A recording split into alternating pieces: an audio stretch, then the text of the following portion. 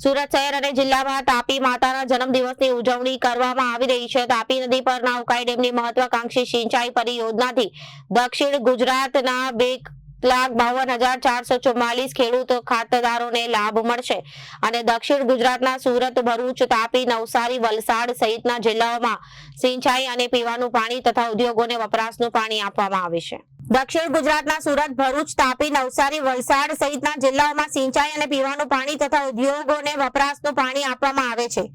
ઉકાઈ કાકરાપાર સિંચાઈ પરિયોજના સૌથી મોટો કાર્ય વિસ્તાર ધરાવે છે, જેમાં 5 જિલ્લાના 21 તાલુકાના 4300 જેટલા ગામો, જેમાં 810 આદિજાતિના ગામોનો સમાવેશ થાય છે। આશરે 3,31,557 હેક્ટર ખેતીની જમીનમાં સિંચાઈનું પાણી પહોંચાડવામાં આવે, જેનો કુલ 2,52,444 ખેડૂત ખાતેદારોને લાભ મળે છે। સિંચાઈ યોજના અંતર્ગત 550 સિંચાઈ પિયત સહકારી મંડળીઓ કાર્યરત છે। આ ઉપરાંત સુરત શહેર અને જિલ્લાના 1 કરોડથી વધુ લોકોને પીવાનું પાણી ઉપલબ્ધ થાય છે।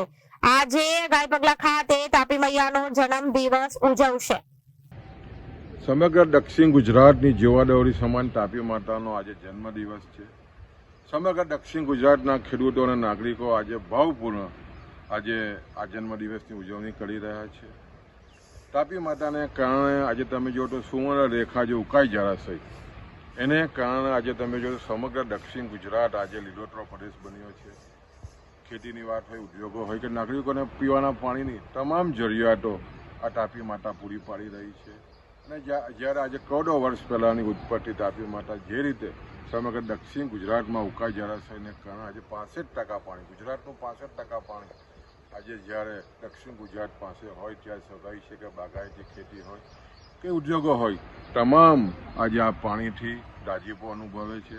અને આજે જ્યારે જન્મદિવસ છે ત્યારે ભાવપૂર્ણ રીતે અમે જન્મ યાદ કરીને તાપી માતા માટે ખાસ કરીને જળ એ જીવન છે, ટીપા ટીપાનો ઉપયોગ કરીને આવનારા દિવસોમાં જળનો વિવેકપૂર્વક ઉપયોગ કરીએ એવા સંદેશો સાથે આજે અમે ઉજવણી કરી રહ્યા છીએ।